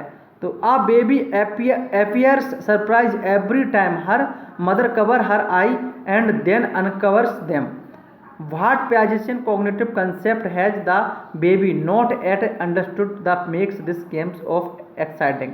A baby appears surprised every time her mother covers her eye. देखो जब उसकी माँ अपनी आंखों पर हाथ रखती है, तो पता बच्चे को क्या लगता है? बच्चे को लगता है मम्मी को दिख नहीं रहा है, तो मैं गायब हो गया, यानी कि मैं नहीं दिख रहा हूँ। क्योंकि जब मम्मी को, मैं आंखों के सामने ही नहीं हूँ, जब मम्मी मुझे देख ही रही है, तो मैं भी हो गया गायब। और जैसे वो हटाती है आँख से अपना हाथ, तो वो कहता अब मैं दिख रहा हूँ, तो वो देखा, तो उसे लगता है कि मैं गायब हो रहा हूँ बार बार, और बार बार जो है मम्मी में आ जाता हूँ। तो यानी कि उसको रोमांच इसलिए आ रहा है। तो इसका अर्थ है कि बच्चे के अंदर क्या ऑब्जेक्ट परमानेंस या जो वस्तु स्थायित्व पैदा नहीं हुआ है, इसलिए तो बच्चा हंस रहा है। बच्चे को लगता है कि आंखों के सामने नहीं है, तो वो चीज़ क्या है? उसका अस्तित्व ही नहीं है। तो इस कंसेप्ट को समझ लेते हैं थोड़ी डिटेल में, तो ये आपको समझ में आ जाएगा। ठीक है, ध्यान से चलिए मेरे प्यारे दोस्तों, इसको भी जो है अगर अच्छा लग रहा हो मेरा पढ़ाना तो जरूर देखो। ऑब्जेक्ट परमानेंस क्या होता है? आंखों से ओझल तो दिमाग से ओझल। यदि कोई वस्तु आंखों के सामने होती है तो वह उसका अस्तित्व स्वीकारता है, यानी कि तो वो सोचता है कि हाँ ये चीज़ है। लेकिन जैसे ही आंखों के सामने वस्तु नहीं होती है तो उसे उसके अस्तित्व को नकार देता है, अर्थात वस्तु स्थायित्व बालक को प्राप्त नहीं हुआ। इसका अगर ऐसा कर रहा है तो इसका अर्थ उसको वस्तु स्थायित्व नहीं आया है, और ये कंसेप्ट जुड़ा है वो ऑब्जेक्ट परमानेंस से वस्तु स्थायित्व से जुड़ा है। ठीक है, यही रीजन है कि जब बच्चा छोटा होता है उसको डर लगता है तो आंखें बंद कर लेता है। उसे लगता है कि यदि मैं उस चीज़ को नहीं देखूंगा तो मुझे नुकसान नहीं पहुंचाए, क्योंकि वो सोचता है कि जब मुझे नहीं दिख रही तो इसका अर्थ कि वो चीज़ होगी नहीं, है ना। तो यही रीजन है कि जब हम जैसे कोई चीज़ लिए तो अपन ने कहीं ऐसे हाथ में लिए हो एकदम इसको फेंक दे, लो फेंक दिया। ठीक है, जब हमने फेंक दिया तो बच्चा सोचता है फेंक दिया, वो रोने लगता है। लेकिन उसको ये पता नहीं है कि जब वो चीज़ दिखी नहीं है फेंकते हुए कि जो चीज़ फेंकी है तो उसकी कैसे बाहर जा सकती है हाथ से। लेकिन बच्चा ये मान लेता है कि ऑब्जेक्ट परमानेंस नहीं आया होता है बच्चों में जिनमें, तो वो ये मान लेता है कि शायद वस्तु अब मुझे दिख नहीं रही, तो इसका अर्थ कि वस्तु है नहीं अब। ठीक है, तो इसे क्या, तो इस प्रकार का जो कंसेप्ट होता है उसे हम कहते हैं ऑब्जेक्ट परमानेंस। तो ये जो क्वेश्चन पूछा गया है वो ऑब्जेक्ट परमानेंस से संबंधित है। ठीक है दोस्तों, तो जब एक दिन मैं जीन प्याजे कराने वाला हूँ, तो जो लोग भी इंटरेस्टेड हैं कि हाँ जीन प्याजे होना चाहिए तो आप लिखिए। इस प्रकार का जीन प्याजे कराऊंगा कि आज तक किसी ने करवाया नहीं होगा पूरे यूट्यूब पर। ठीक है, मैं गारंटी देता हूँ इस बात की, बहुत अच्छे से करवाने वाले हैं। अगला, भाषण स्पीच की सबसे छोटी इकाई के अध्ययन को क्या कहते हैं? तो what is the study of the smallest unit of speech known as. देखिए ये क्वेश्चन जो है स्पीच का सबसे छोटा जो रूप क्या है, तो सबसे पहली बात करेंगे स्पीच की बात करेंगे, तो वो तो हो गया पर आपका अध्ययन की शाखा पूछी ना, सॉरी, अध्ययन को क्या कहा जाता है, स्टडी को क्या कहा जाता है, व्हाट इज द स्टडी। हाँ, तो अध्ययन उन्होंने कहा कि कुल मिलाकर जो स्पीच है, जो भाषण है, जो ध्वनि है, उसकी जो विज्ञान है वो क्या कहलाता है। तो मेरे दोस्तों, तो ध्वनि का विज्ञान पूछा कुल मिलाकर, स्पीच में भाषण माने से बोल सके मैम। ठीक है, तो देखो आपको मैं बता दूं कि जो लिंग्विस्टिक्स होता है, जो भाषा विज्ञान होता है, तो ये क्या होता है, जब हम किसी भी भाषा का जो वैज्ञानिक अध्ययन होता है वो लिंग्विस्टिक्स कहलाता है। तो scientific studies of any language that is called linguistic. किसी भी भाषा का वैज्ञानिक अध्ययन भाषा विज्ञान कहलाता है। प्रत्येक भाषा 3 चीज़ों से मिलकर बनी है, साउंड, स्ट्रक्चर और मीनिंग। अगर साउंड की बात करेंगे तो साउंड का हम जो 2 शाखाएं हैं साउंड में, एक होती है फोनेटिक्स और एक होता है फोनोलॉजी। ठीक है, फोनोलॉजी के अंतर्गत ही आता है फोनेटिक्स, तो इसमें फोनोलॉजी है जहाँ पर हम ध्वनि या भाषण या बोलने का जो अध्ययन करते हैं कि साउंड कैसे बनते हैं, साउंड कहाँ से निकलते हैं, ये सब चीज़ों का अध्ययन करते हैं, वो कहलाता है ध्वनि विज्ञान या भाषण का अध्ययन करते हैं। ठीक है, ये सब। और जहाँ पर हम संरचना का अध्ययन करते हैं उसके अंतर्गत कहते हैं, जो संरचना होती है तो संरचना को हम दो स्तर पर अध्ययन करते हैं। एक सेंटेंस स्तर पर या वाक्य स्तर पर, जिसे हम सिंटैक्स कहते हैं, और एक करते हैं शब्द स्तर पर, जिसे हम मॉर्फोलॉजी या शब्द विज्ञान कहते हैं। और एक हम भाषा को देखते हैं अर्थ के आधार पर। तो अर्थ के आधार पर दो शाखाएं होती है, सेमेंटिक्स माने अर्थ विज्ञान, और दूसरा प्रैग्मेटिक्स यानी भाषा प्रयोग का अर्थ विज्ञान, यानी भाषा प्रयोग विज्ञान। यदि हम बात करें स्मॉलेस्ट यूनिट ऑफ साउंड, तो वो होता है फोनीम, और स्मॉलेस्ट यूनिट ऑफ मॉर्फोलॉजी या वर्ड, तो वो होता है मॉर्फेम। यदि बात करें स्मॉलेस्ट यूनिट ऑफ राइटिंग या लेखन की सबसे छोटी इकाई, जिसे हम ग्राफीम या लेखन कहते हैं। यह वर्ग 1, वर्ग 2, वर्ग 3, प्रत्येक में एक एक क्वेश्चन जरूर आया है, तो जो लोगों को समझना चाहते हैं वो समझने का प्रयास कर लें। ठीक है दोस्तों, तो अब इन्होंने पूछा कि बताइए भाषण माने यानी कि बोलना, यानी कि साउंड से संबंधित, तो कौन सी कहलाती है? फोनोलॉजी। क्या कहलाती है? फोनोलॉजी। सीधी सी बात है। तो देखिए हम देखने का प्रयास करते हैं। पहला ऑप्शन है आकृति विज्ञान, तो जहां पर हम वर्ड माने शब्दों की, अगर शब्दों के निर्माण और शब्दों को किस प्रकार से मतलब मिलकर बनते हैं, शब्द कैसे निर्मित होते हैं, शब्दों का कैसे निर्माण होता है, शब्द क्या कैसे बने हुए हैं, इसका अध्ययन जो किया जाता है उसे मॉर्फोलॉजी कहते हैं। ठीक है, और इसकी जो सबसे छोटी इकाई होती है शब्द को, उसे हम रूपिम या इसको मॉर्फीम कहते हैं, जो दूसरे ऑप्शन में लिखा है। फोनिम क्या होता है? तो जो साउंड है, जो स्मॉलेस्ट यूनिट ऑफ साउंड, जो ध्वनि की सबसे छोटी इकाई होती है, उसे हम फोनिम या स्वनिम कहते हैं। लेकिन हम ध्वनि का जिस शाखा के अंतर्गत अध्ययन करते हैं उसे हम फोनोलॉजी या ध्वनि विज्ञान कहते हैं। तो स्टडी पूछे, जो भाट जितना स्टडी दिख रहा होगा आपको, तो स्टडी पूछे कि जो बताइए जो स्पीच की स्टडी किसमें की जाती है, स्पीच या भाषण की स्टडी की जाती है वो फोनोलॉजी में की जाती है, ध्वनि विज्ञान में की जाती है। ठीक है, यदि पूछा जाए कि सेंटेक्स या सेंटेंस की जो की जाती है वो कहते हैं सिंटैक्स में अध्ययन किया जाता है, और यदि पूछा जाए अर्थ का तो वो प्रैग्मेटिक्स और सेमेंटिक्स में अध्ययन किया जाता है। आई होप दोस्तों 15वां क्वेश्चन होगा क्लियर। अगला, निम्नलिखित में से कौन सा स्टर्नबर्ग द्वारा वर्णित एक प्रकार की बुद्धि नहीं है? मेरे प्यारे दोस्तों, स्टर्नबर्ग की थ्योरी का नाम क्या है? तो इसे हम ट्राई की, चलो सॉरी मैं देख ही लेते, इसको डिस्कशन कर लेते हैं अपन डिटेल में। देखिए आपको आई होप दोस्तों समझ में स्क्रीन पर दिख रहा होगा कि जो है स्क्रीन पर आपको क्लियर दिखाई दे रही होंगी चीज़ें। यदि हम बात करें ट्रार्की थ्योरी या three componential theory, Robert Sternberg ने दी है। त्रिचापी या त्रिघटिकी सिद्धांत, रॉबर्ट स्टर्नबर्ग। बुक 3 के बियॉन्ड आईक्यू में 1985 में इन्होंने एक सिद्धांत दिया था। यह एक इंफॉर्मेशन प्रोसेसिंग थ्योरी है, यह एक सूचना प्रक्रमण सिद्धांत है। इन्होंने 3 प्रकार के कंपोनेंट या 3 प्रकार की बुद्धि बताई थी। पहला था एनालिटिकल, कंप्यूटेशनल, एकेडमिक या कंपोनेंशियल इंटेलिजेंस, विश्लेषणात्मक, गणनात्मक, अकादमिक या घटकीय बुद्धि।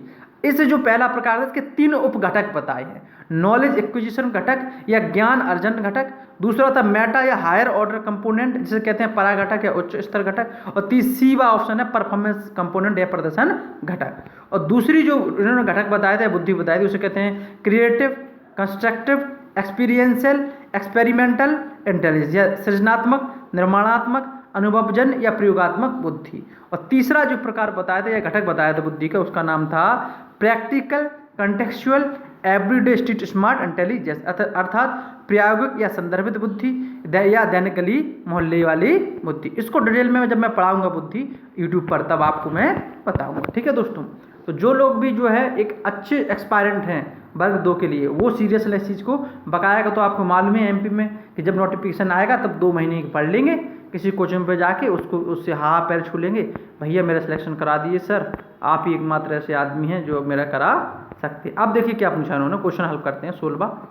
निम्नलिखित में से कौन सा स्टर्नबर्ग द्वारा वर्णित एक प्रकार की बुद्धि नहीं है? तो लॉजिकल मैथमेटिकल एलिमेंट तो यहाँ इसकी कहीं पर भी बात नहीं की गई, लेकिन एक्सपीरियंशियल बुद्धि ये बात की गई दूसरी वाली, जैसे हम कंस्ट्रक्टिव या क्रिएटिव बुद्धि भी कहते हैं। तीसरी है कंपोनेंशियल एलिमेंट, बिल्कुल हमने बात की है कंपोनेंशियल पहले ही वाला, तो जो पहला वाला था एनालिटिकल, कंप्यूटेशनल या कंपोनेंशियल या जो है एकेडमिक बुद्धि, उसे ही कहा था।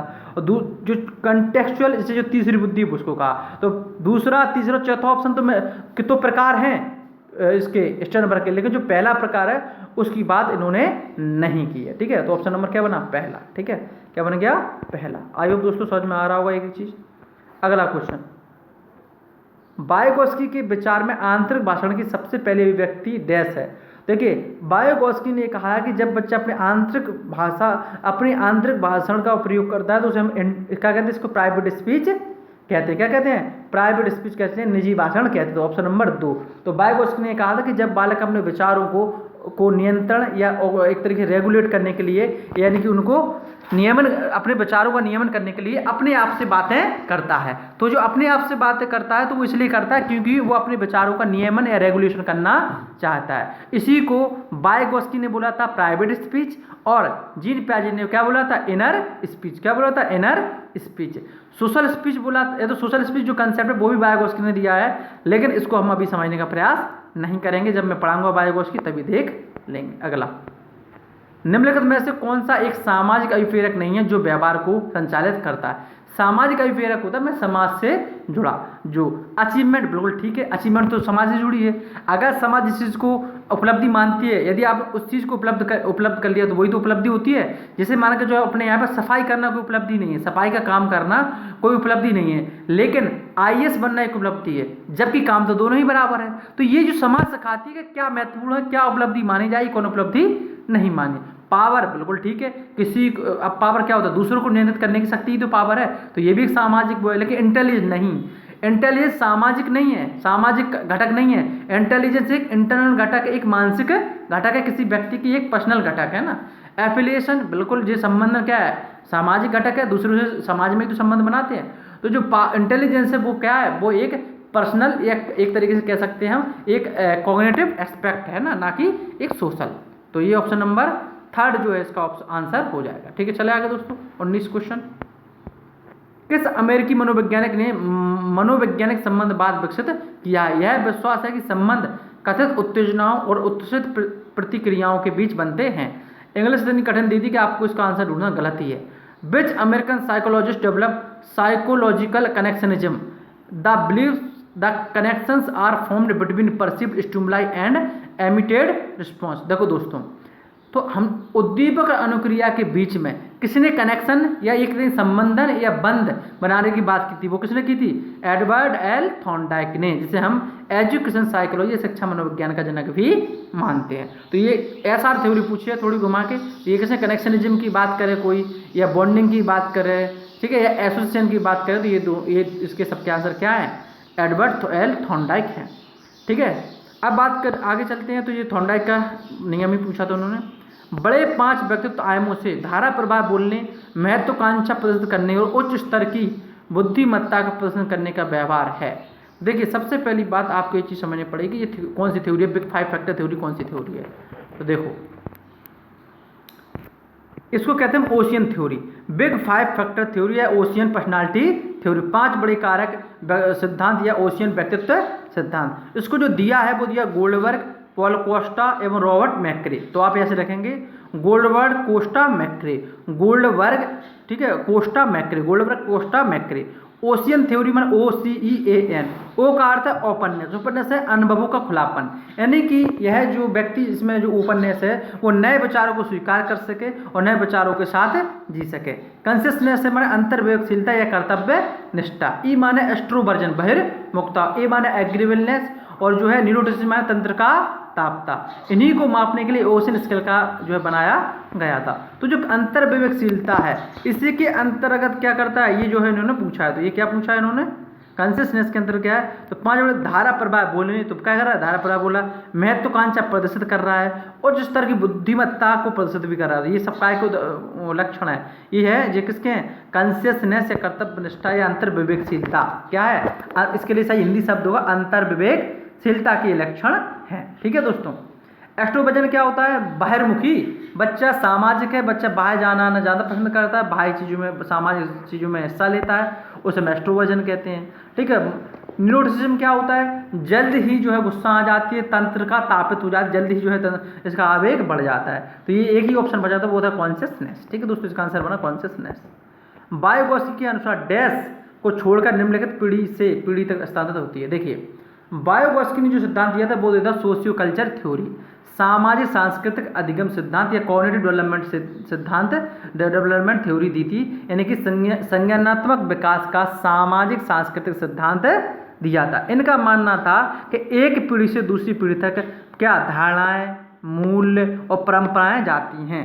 ठीक है, जाती है तभी तो एक दूसरे से सीखते रहते हैं, हमेशा लगातार ज्ञान जो है लगातार संज्ञानात्मक या ज्ञानात्मक विकास होता रहता है। लेकिन जो इग्नोरेंस है वो ऐसी नहीं जाती है। तो उन्होंने क्योंकि दो धारणा है, मूल्य है या परंपरा, ये किससे जुड़ी है? समाज और संस्कृति से जुड़ी है। तो सीधी सी बात है, ये तो उसने बात की ही होगी, लेकिन जो इग्नोरेंस है उसकी बात नहीं की। तो ये ऑप्शन बेसिक पर लगा सकते थे कि बायोलॉजी किसको सपोर्ट करता है? तो बायोलॉजी सामाजिक सांस्कृतिक, तो सामाजिक सांस्कृतिक घटक ही तो है ये, धारणा है, आपके मूल्य हैं, आपकी परंपरा है, ये सब समाज और संस्कृति का ही हिस्सा तो है। तो इसकी तो बात की होगी, लेकिन अज्ञानता की बात नहीं, क्योंकि उन्होंने ये नहीं कहा है कि एक पीढ़ी से दूसरी पीढ़ी अज्ञानता जो क्या आगे जाती है। ठीक है, ऐसा नहीं होता है। अगला,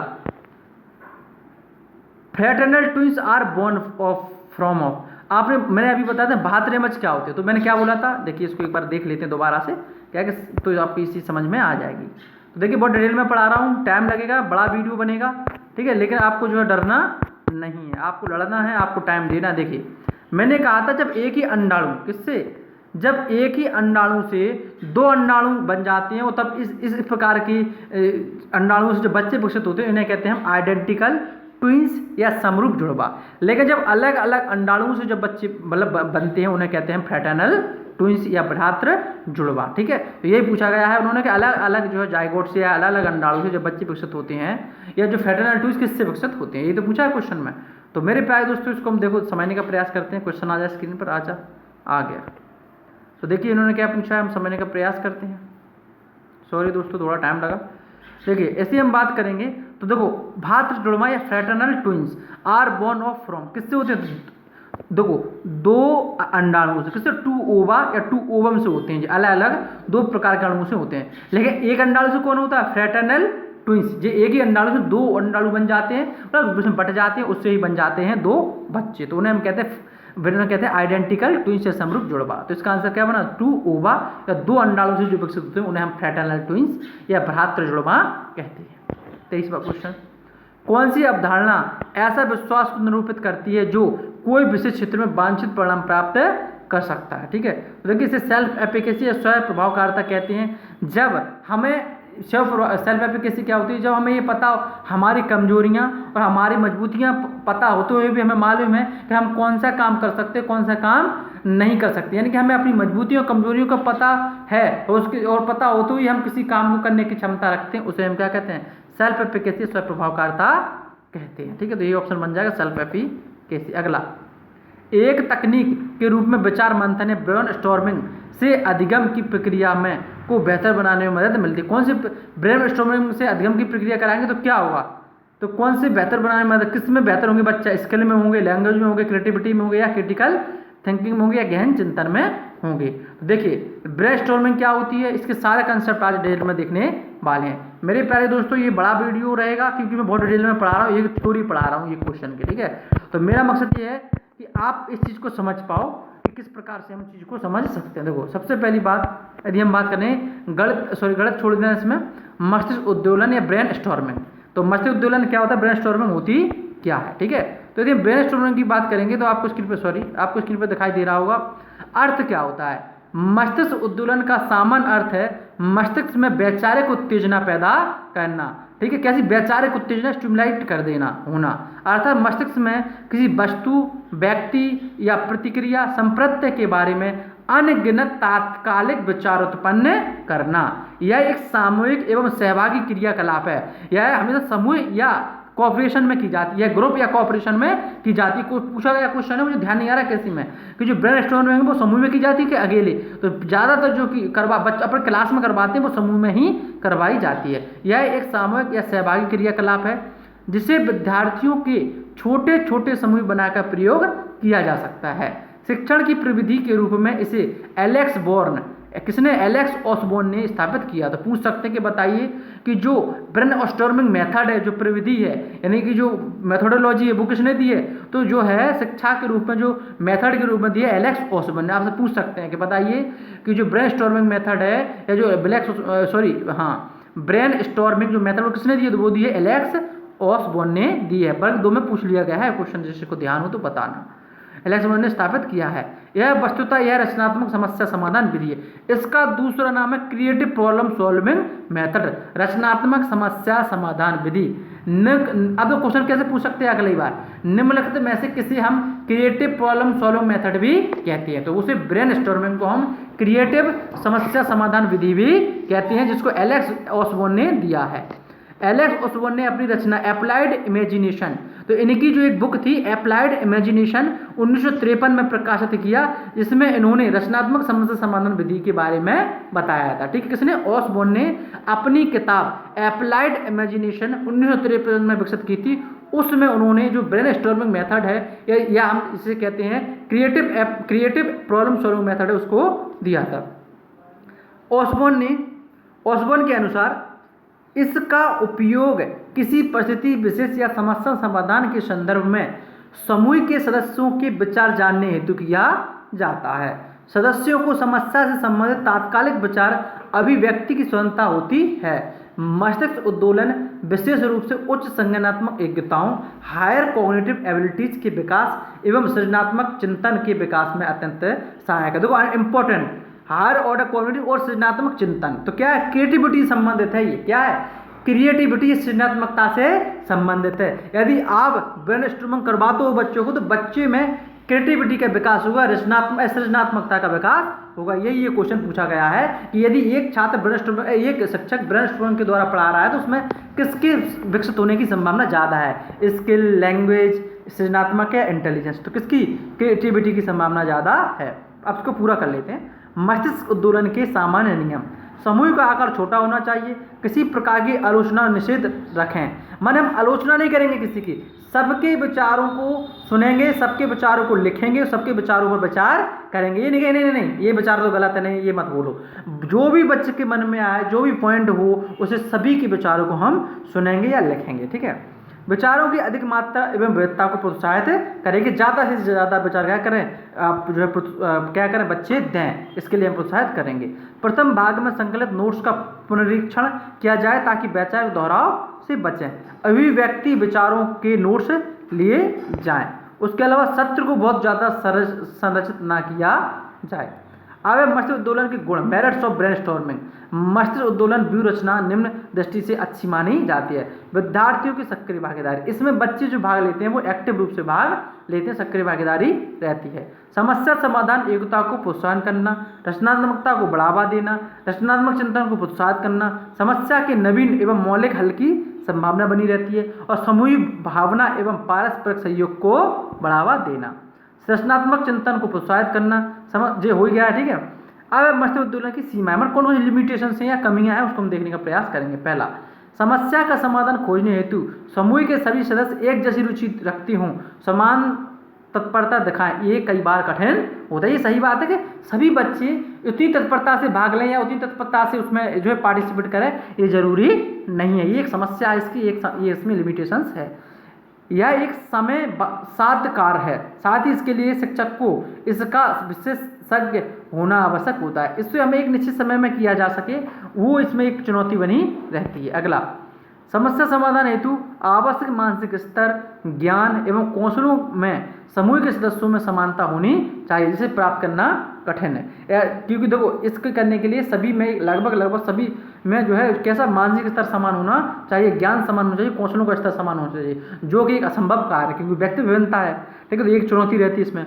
विभिन्न विचारों के सैलाब से एक मत से उपयुक्त समाधान तक पहुंचना भी एक दुष्कर कार्य है। जैसे हजारों विचार आए एक बात पर, अब उससे कुछ विचारों पर सब लोग सहमत हों, ये जरूरी नहीं होता है। कभी कभी तो ये एक चुनौती रहती है। समूह के सदस्यों के बीच वैचारिक मतभेद व्यवधान उत्पन्न कर सकते हैं। जैसे जो वैचारिक मतभेद है उससे लड़ाई हो सकती है ना, आपस में बच्चे लड़ सकते हैं या कई चीज़ें हो सकती है। तो आइए दोस्तों, आपको समस्या समाधान विधि ब्रेनस्टॉर्मिंग पूरी समझ में आ गई होगी। तो अब आपको ये समझ में आएगा कि ब्रेनस्टॉर्मिंग क्या होती है। तो आपको इसके जो फैक्ट हैं वो भी याद रखना है। किसने दी? तो एलेक्स ऑसबोर्न ने। कौन सी किताब में दी? एप्लाइड इमेजिनेशन 1953 में। ठीक है, और इनकी जो है 1953 में दी है, और इसे और कह सकते हैं क्रिएटिव प्रॉब्लम सॉल्विंग मेथड भी कह सकते हैं। अब आ जाओ, तो ये किससे जुड़ी है? ऑप्शन नंबर क्या बन गया इसका आंसर? रचनात्मकता से जुड़ी है ब्रेनस्टॉर्मिंग, तो ऑप्शन नंबर 3। तो क्या एक तकनीक के रूप में विचार मंथन या ब्रेनस्टॉर्मिंग से अधिगम की प्रक्रिया में डैश को बेहतर बनाने में मदद मिलती है। तो सृजनात्मकता को बेहतर या क्रिएटिव जो थिंकिंग है, क्रिएटिविटी को आगे बढ़ाने में मदद मिलती है। ठीक है, अगला, शिक्षण को खेल विधि डैश की शिक्षा की स्कीम में जोड़ देती है। देखिए जो प्रकृतिवादी है, प्रकृतिवादी क्या कहती है कि बच्चा अपने अनुभव के द्वारा सीखे। किसके द्वारा सीखे? बच्चा अपने अनुभव के आधार पर सीखे। बच्चा अपनी रुचि, ठीक है, अपने जो है रुचि, अपनी मनोविज्ञान, अपनी जो सब चीज़ों के आधार पर अधिगम होना चाहिए या जो शिक्षा होनी चाहिए। तो उसे हम क्या कहते हैं? प्रकृतिवादी क्या फिलॉसफी या दर्शन शास्त्र कहते हैं। और खेल विधि इसी पर बनी है कि बच्चे की रुचि, ठीक है, बच्चे की अवधान मान ध्यान, बच्चे का जो है एक तरीके से इंटरेस्ट इन सब चीज़ों में और बच्चे की अनुभव, ये सब चीज़ों के आधार पर बच्चा सीखे। तो ये तो खेल विधि है, तो ये प्रकृतिवादी से जुड़ी हुई चीज़ है। तो अब मैं कहाँ पे पढ़ाऊंगा इसको? तो फिलोसॉफी में एक आध दिन पढ़ाने वाला हूँ। तो जो एजुकेशन फिलोसॉफी है उसके अंतर्गत इसको हम डिटेल में देखेंगे। तो ये प्रकृतिवादी का एक उदाहरण था। निम्नलिखित में से कौन सामाजिकरण की एजेंसी है? तो उपयुक्त सभी, केवल सोसाइटी समाज बिल्कुल है, समिति सोसाइटी, स्कूल परिवार बिल्कुल सभी ही क्या है? उपरोक्त में से सभी क्या है? एक सामाजिकरण की एजेंसी है। ये सोशलाइजेशन बच्चे का समाजीकरण करने में महत्वपूर्ण भूमिका निभाती है। तो इसका ऑप्शन क्या बना? All of these above. ठीक है, अगला क्वेश्चन, हर उम्र के छात्रों की एक अधिगम शैली उनके डैश द्वारा प्रभावित होती है। उपरोक्त सभी, केवल वातावरण, भावनाएं या समाजशास्त्र आवश्यकताओं। तो उपरोक्त सभी के द्वारा ये प्रभावित होती हैं। अधिगम शैली क्या होती है? बच्चे को जो है अधिगम करने की स्टाइल जो होता है उसे हम अधिगम शैली कहते हैं। ठीक है दोस्तों, तो जैसे कोई करके कोई मतलब जो मांसपेशियों के द्वारा सीखता है, मतलब मांसपेशियों का उपयोग हो, कोई सुनकर अच्छा सीखता है ना, कोई जो है टच करके अच्छा सीखता है ना। तो ये चीज़ ध्यान रखना, सुनकर, कोई बोलकर, कोई पढ़कर, कोई टच करके, है ना। तो अलग अलग तरीके होते हैं। तो ये जो है सभी चीज़ों से प्रभावित होती है। एक अब गुणारोपण सिद्धांत, एट्रीब्यूशन थ्योरी को इनके द्वारा प्रतिपादित किया गया है। देखो दोस्तों, अगर हम बात करें कि एट्रीब्यूशन थ्योरी की, तो ऑप्शन तो हो गया क्या? Bernard Weiner. तो इनकी हम पूरी थ्योरी देख लेते हैं। और जो है एनसीईआरटी कक्षा 12 में भी दी हुई है, इसको जिनको पढ़ना है। जो सोशल साइकोलॉजी है, क्या है? सोशल जो साइकोलॉजी है उसके अंतर्गत इसका अध्ययन किया जाता है। मेरे प्यारे दोस्तों, ये होगा, आप पढ़िए इसको।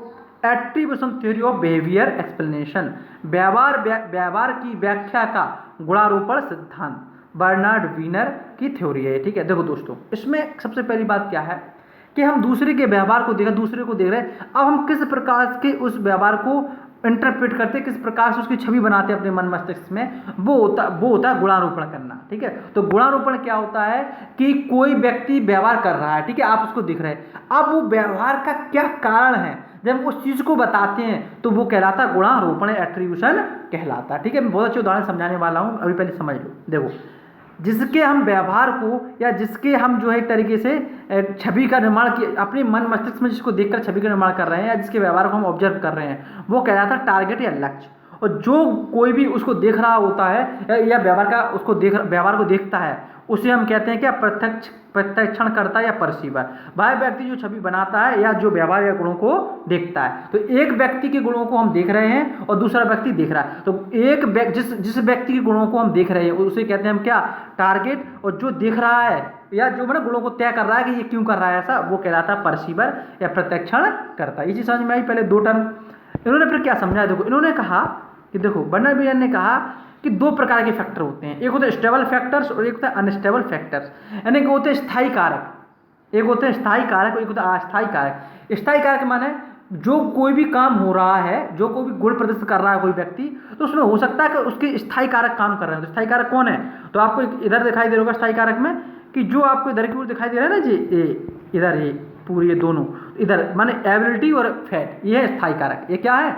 स्थायी कारक है। और अस्थायी कारक कौन है? तो अस्थायी कारक है ए वाले दोनों, एफोर्ट एंड हार्डवर्क, प्रयास एवं कठोर परिश्रम, कार्य की विशेषता। ये दो कैसे? अस्थायी कारक है। इनको वो मानता है कि ये स्टेबल नहीं है, ये क्या है? अस्थायी कारक है। अगर हम बात करें ऐसे में, तो जो अब एक है आंतरिक कारक और बाह्य कारक। मतलब कौन से आंतरिक कारक है, कौन से बाह्य कारक? तो जब ऐसे में चलेंगे तो ये है दो आंतरिक कारक, कौन कौन से? एबिलिटी और जो एबिलिटी और एफोर्ट एंड हार्डवर्क, जी आंतरिक कारक, और बाह्य कारक है ए। ठीक है, तो इस प्रकार समझ में आ गई बात। इस प्रकार से आपको चीज़ समझ में आ गई होगी। आप कैसे समझने का प्रयास करो। देखो, जैसे मान के चलो एक का नाम है मान के चलो एक का नाम है पप्पू, ठीक है, और एक का नाम है काकी। पप्पू और काकी, ठीक है। पप्पू है यहाँ पर क्या? ऑब्जर्वर, यानी कि यहाँ के परसीवर, और काकी के व्यवहार को वो उदाहरण कर रहा है, वो मतलब देख रहा है। अब क्या हुआ कि काकी ने क्या किया कि काकी ने परीक्षा पास कर ली और पप्पू हो गया फेल। तो पप्पू क्या कह सकता है, तो पप्पू कहेगा कि पेपर तो कठिन आया था इसलिए मैं फेल हो गया, यानी भाग को दोषी दे दिया। तो भाग को जब ने दोषी दे दिया तो ये कैसा कारक हो गया, तो ये होगा बाह्य कारक। क्या हो गया, बाह्य कारक। और बाह्य कारक हो गया, उसके अलावा क्या होगा, वही एक स्टेबल कारक। क्या स्टेबल कारक, कि मेरा तो भाग्य खराब था इसलिए मैं फेल हो गया। तो ये हो गया, समझ में आई बात कि नहीं। इसी प्रकार से अगर कोई यदि काकी पास की हो गई तो उसने कहा क्योंकि काकी के पास क्या है, काकी की अच्छी राइटिंग थी, तो ये गुताई बात करा ना, काकी बहुत अच्छा याद कर लेती थी, उसका अच्छा मस्तिष्क है इसलिए, तो वो माने एबिलिटी बता दी, तो वो हो गया आंतरिक कारक। ठीक है, तो इस प्रकार से उन्होंने बताया कोई भी मतलब जब समाज में क्यों कोई कार्य हो रहा तो मैंने वो सफल क्यों हुई, काकी वो कह रहा इसलिए सफल हुई कि उसकी योग्यता अच्छी थी, यानी कि योग्यता माने आंतरिक कारक अच्छा था उसका। ठीक है कि नहीं, और अपन फेल हो गया तो बाह्य कारक को दोष दे रहा है कि भाग्य ऐसा था, है ना, भाग्य के विषय में फेल हो गया, तो ये चीज़ है। ठीक है कि नहीं, या टास्क की कैरेक्टरिस्टिक बताने लगेगा कि देखो क्योंकि जो पेपर था वो सरल आया था काकी का, इसलिए काकी सफल हो गई, तो भी ये बाह्य कारक हो गया। ठीक है, उसकी सफलता को गुणारोपित करने के लिए या एट्रीब्यूट करने के लिए। ठीक है, आई होप दोस्तों आपकी चीज़ समझ में आई होगी। इसको मैं और अच्छे से समझाऊंगा। ठीक है, एक बार और भी अच्छे से समझा सकता हूँ मैं, तो इसको आप कक्षा 12 की इसमें दिया हुआ है किताब में, उसको देख लेना, वरना मैं एक दिन पढ़ाऊंगा आपको। ठीक है, डिटेल में।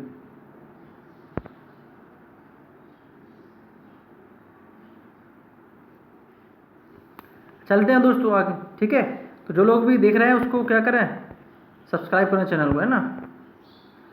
छात्रों की रुचि और ध्यान को आकर्षित करने के लिए सबसे प्रभावशाली तरीका कौन सा है, तो लेक्चर मेथड बिल्कुल गलत। लेक्चर मेथड तो व्याख्याबंद विधि तो व्यवहारवादी विधि, इसमें तो बच्चा क्या हो जाता है, पक जाता है, एक तरीके से निष्क्रिय बैठा रहता है, बच्चे को मजा ही नहीं आता। और एक जो है टीचर सेंटर्ड अप्रोच या जो शिक्षक केंद्रित विधि है, भूमिका निर्वाह विधि, इसमें भी क्या है, जो टीचर होता है वो भूमिका निभाता है और समय तो ये भी एक टीचर सेंटर्ड अप्रोच है या मेथड है। डिस्कशन मेथड है तो ये भी एक बोरिंग मेथड है। लेकिन जो खेल विधि है वह एक मनोवैज्ञानिक विधि है, एक प्राकृतिक विधि है, इसलिए इसको लेक्चर मेथड, सॉरी ये मैं गलत बोल रहा हूँ, इसमें जो व्याख्यान विधि वो सबसे बेस्ट है। ठीक है, भूमिका निर्वाह विधि ठीक है, चर्चा विधि भी ठीक है और खेल विधि भी ठीक हो जाएगी। लेकिन सबसे जो खराब है वो है व्याख्यान विधि, क्योंकि व्याख्यान विधि में बिल्कुल ही कोई भी एक्टिविटी नहीं करनी पड़ रही है। तो क्या छात्रों को ध्यान आकर्षित करने के लिए सबसे जो खराब मेथड है वो लेक्चर मेथड है, सबसे कम प्रभावी होगी वो लेक्चर मेथड होगी। अब डी एम्फेसाइजिंग अधिगम निम्न में इसका किसका हिस्सा है, तो डी एम्फेसाइजिंग रोट लर्निंग। देखो डी एम्फेसाइज का अर्थ होता है क्या, हतोत्साहित करना। देखो हिंदी वाले इसलिए तो नंबर कम आते हैं, अब उन्हें डी एम्फेसाइजिंग कंटेस्ट लिख दिया, उसका समझ में अधिगम लिख दिया, कंटेस्ट अधिगम। तो ये चीज़ क्या है कि थोड़ा समझना पड़ेगा आपको कि इंग्लिश थोड़े वर्ड आपको आने चाहिए। डी एम्फेसाइजिंग रूट लर्निंग, इसका हिंदी बनता कि जो पैरोट लर्निंग है, जो कंटस्थ अधिगम है या जो रटंत अधिगम है, उसको जो हतोत्साहित करना किस एजुकेशन प्रोसेस के अंतर्गत आता है, वो आता है प्रोग्रेसिव एजुकेशन। प्रोग्रेसिव एजुकेशन क्या कहती है, वो कहती है कि हमें बच्चे को रोड लर्निंग नहीं कराना है। क्या नहीं कराना है, बच्चे को रोड लर्निंग नहीं कराना है, बच्चे को एक फेयरलेस एनवायरनमेंट देना है ताकि बच्चा स्वयं क्या कर सके, ताकि बच्चा स्वयं अपने ज्ञान का निर्माण कर सके। जो ही बात कौन करता है, तो यही बात करते हैं कौन, जीन पियाजे। तो डी एम्फेसाइजिंग रूट लर्निंग का अर्थ है कि जो एक तरीके से जो रटंत अधिगम है को हतोत्साहित करना, रटन अधिगम को कम करना, माने बच्चा रट कर ना सके इसको कम किया जाए। ये किस शिक्षा के अंतर्गत आता है, माने learning a part of the, किसका पार्ट है, ये प्रगतिशील प्रोग्रेसिव एजुकेशन का पार्ट है। आइए दोस्तों आपको ये कुछ 30 क्वेश्चन समझ में आए होंगे।